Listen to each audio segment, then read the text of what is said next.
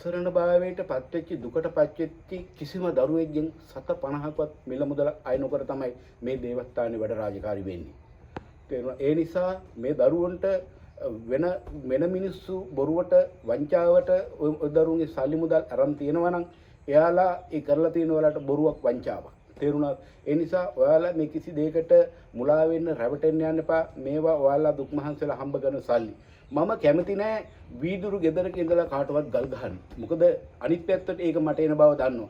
කිසිම අසරණ දරුවෙකුට 7-5ක වංචාවක් බොරුවක් මේ මගේ ශාස්ත්‍රයේ ඉගෙන ගන්න මේ গুপ্ত විද්‍යාව මේ නොපෙනෙන බලවේගයේ මම මේ ශාස්ත්‍රයේ ඉගෙනගෙන අවුරුදු 68ක පරිණත භාවයකට පත් වෙලා ඉන්නේ දරුවන්ට සෙත සාන්තේ යහපත උදා කරලා දෙන්නේ. ඒ නිසා කිසිම දරුවෙකුට මම අසාධාරණයක් මේ වෙනකම් මේ දේවස්ථානයේ පුරාණ දේවස්ථානයේ කිසිම දවසක වංචාවක් වෙලා නැහැ. ඒ නිසා තමයි අදත් මාව වට කරගෙන පිරිවරාගෙන මගේ දරුවෝ මගේ දේවස්ථානයට එන්නේ මට මගේ දේවලට මිනිස්සු කතා කරන්නේ.